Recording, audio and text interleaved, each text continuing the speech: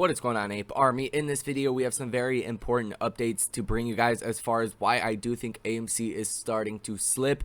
As we currently speak, they went from about $59 down to $54, and they are at about $56 right now. Still a great day, up 16.63% currently. So nevertheless, not a bad day at all, but I do think these implications could be a reason why AMC stock is starting to slide. Now, I don't think this is bad by any means. I actually think it is more on the positive side, and I do want to give you guys some insight into the insiders that are selling AMC shares, because it's nothing to worry about in the grand scope of things, and this is going to happen when your stock is not based off of fundamentals.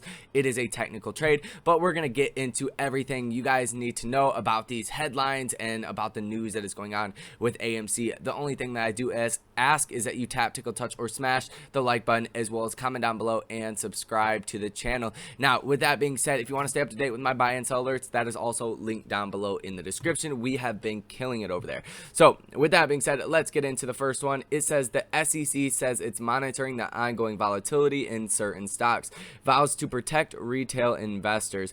And it does say the U.S. Securities and Exchange Commission said Monday it's keeping a close eye on the wild trading in meme stocks recently to ensure market stability. Apologize for that. In quotes, SEC staff continues to monitor the market in light of the ongoing volatility in certain stocks to determine if there have been any disruptions of the market, manipulative trading, or other misconduct, an SEC spokesperson told CNBC. In quotes, in addition, we will act to protect retail investors if violations of federal securities laws are found. The comment came as retail trading exploded in a handful of speculative names, notably AMC, BlackBerry, Bed Bath & Beyond, and to lesser extent GameStop. And nothing too crazy there, nothing too crazy there. It says TD Ameritrade has taken action to increase margin requirements on AMC and GameStop to 100%, meaning investors are required to purchase all the securities in cash, which we all did know about.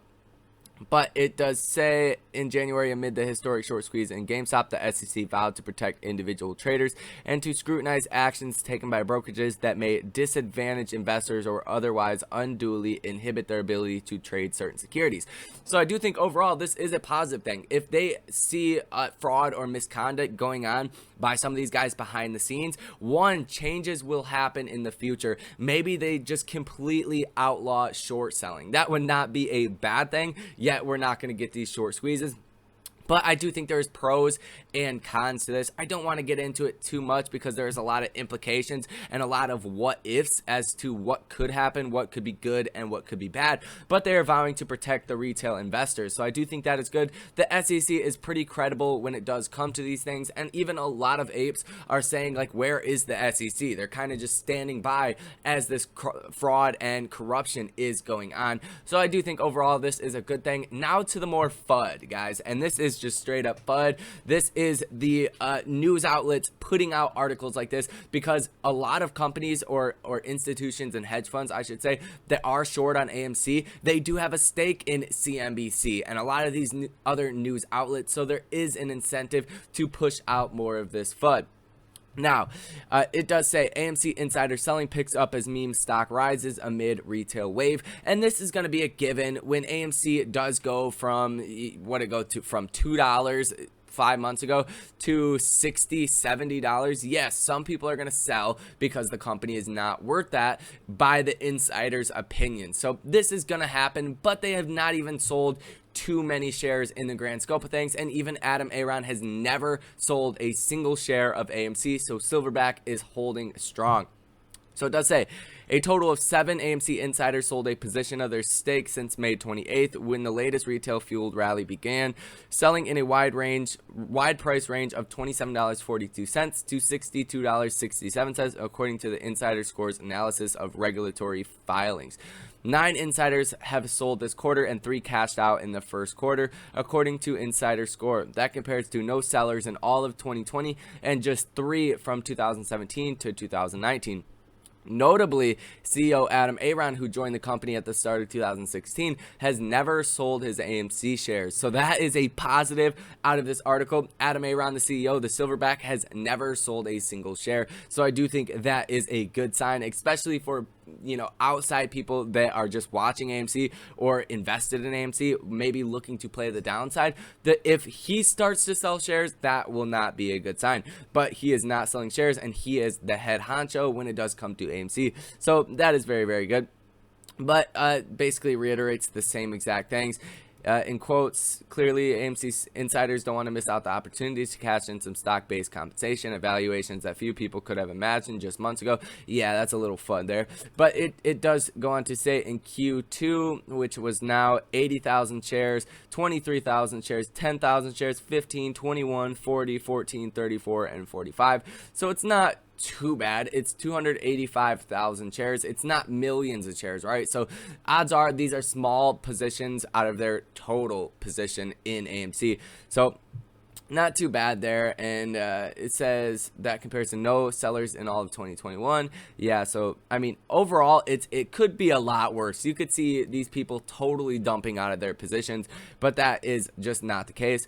It does go on to say that amid the massive rally last week, AMC managed to sell 20 million shares in two separate deals and generated around 800 million in cash. So that is definitely on the up and up. Between those two transactions, this is in quotes, we raised over 800 million of cash, not to line my pocket or anybody who works at AMC, but to put the money in the treasury of AMC to strengthen AMC and let AMC do more good things to grow the company. Adam Aron sent a YouTube video last week, which we have all seen, and they are wanting to sell up to 25 million additional more shares. The company is near the limit of number of shares outstanding its charter allows. From January to May, AMC raked in about 1.6 billion in cash from stock sales. The company has around 501 million shares outstanding and about 46,000 shares left for future issuance. And I don't even think these 46,000 shares would even make headlines if they did issue them.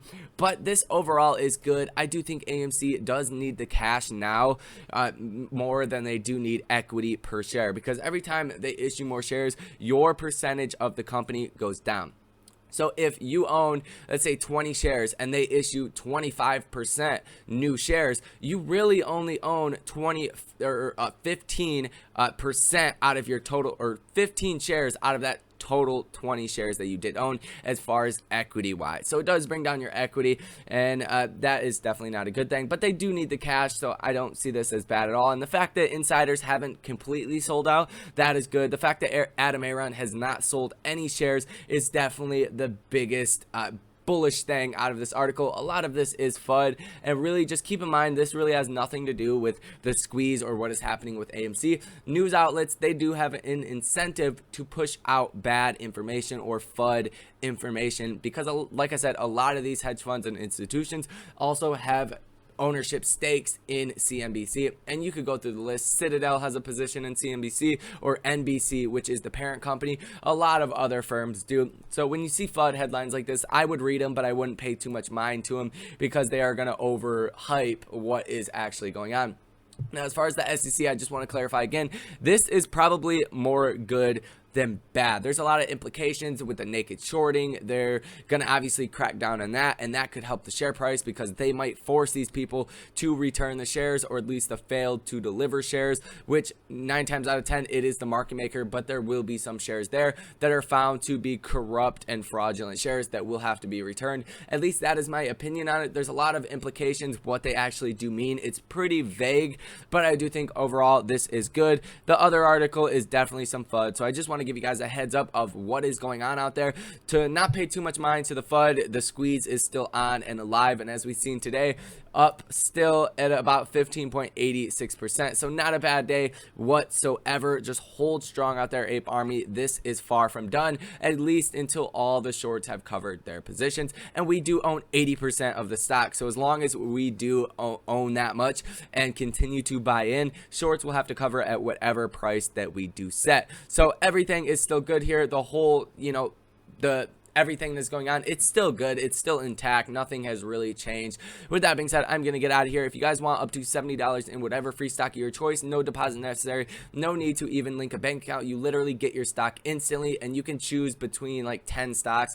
Tesla is one that is included. That's what I have been getting with every referral. I do greatly appreciate it. Helps out supporting this channel, as well as check out the buy and sell alerts link down below in the description. I'm gonna get out of here. You guys be cool, don't freak out too much, and until next time, see you later.